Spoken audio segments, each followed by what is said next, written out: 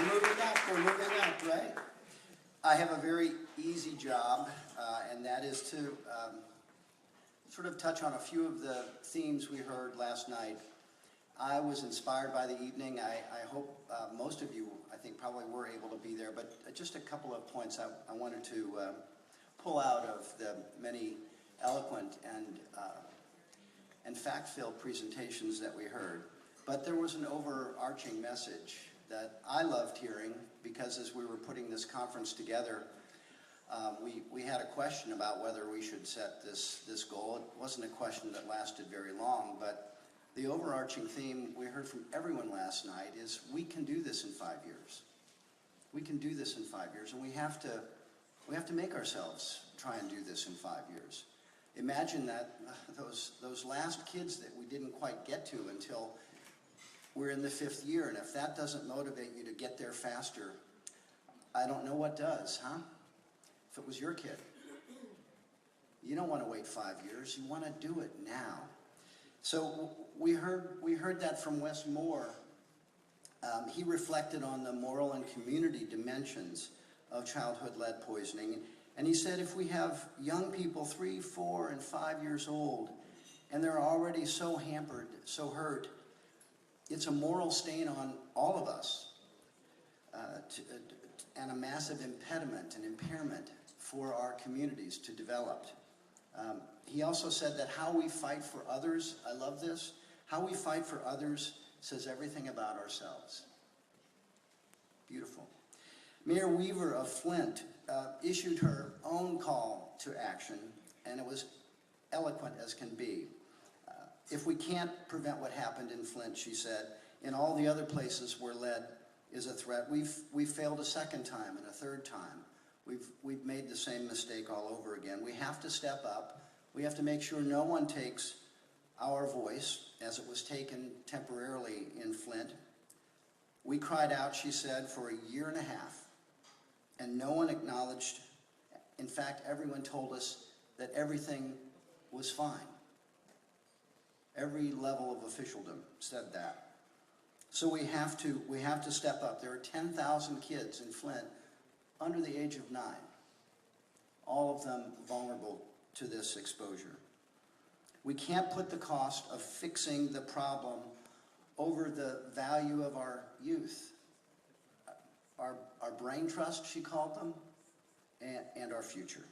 So use Flint as a model, the mayor suggested, a model of a city that has been hurt, betrayed, traumatized, and scarred, but is moving forward, replacing those service lines, educating people about filtration, proper nutrition, hiring young people to do the work of community rejuvenation, regeneration, and empowerment. And she thanked this gathering and the many people across the country for the support she felt in Flint, the emotional and spiritual support. We heard from Jennifer Walthall from the Department of Health in Indiana, who spoke about the ways in which, with respect to East Chicago, but not just that, the whole state of Indiana, they're playing catch up, and like so many states and so many government agencies are playing catch up to a problem we should have solved a long time ago. We've been worried about lead since Roman times. And she talked about the many new policies and policy-making bodies and actions that have been taken in the state of Indiana to respond to this awakening.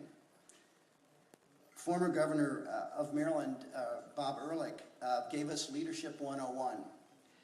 He said, for the transition and for the first part of this new administration, he said if everything is a priority, nothing's a priority.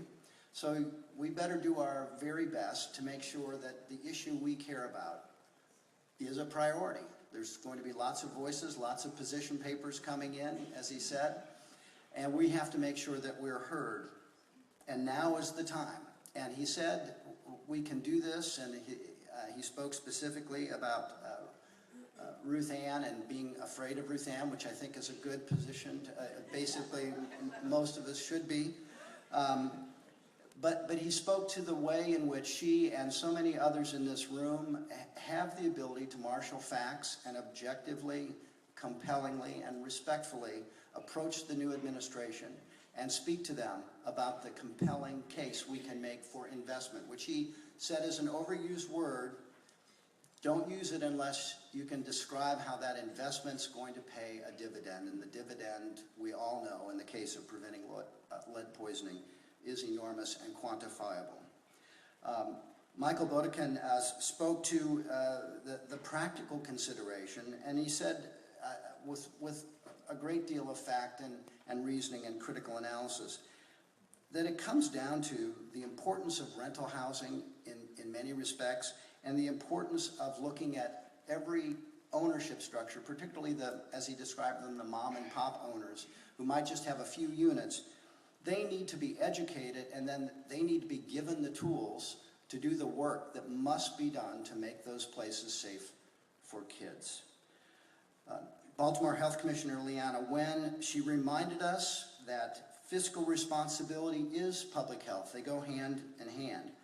Preventing costs later down the road in education and healthcare, and even the costs associated with elevated violence that can come about if we don't prevent lead poisoning of kids.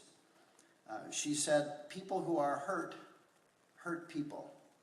And so lead poisoning prevention is a violence prevention gesture, measure too, and we need to keep that integral to our arguments. And then finally, she said, citing the history in Baltimore of reducing infant mortality and reducing the gap between black and white infant mortality was a huge undertaking, and I think beginning with 2008, when they really took that on, some pretty significant reductions that might seem kind of impossible to do.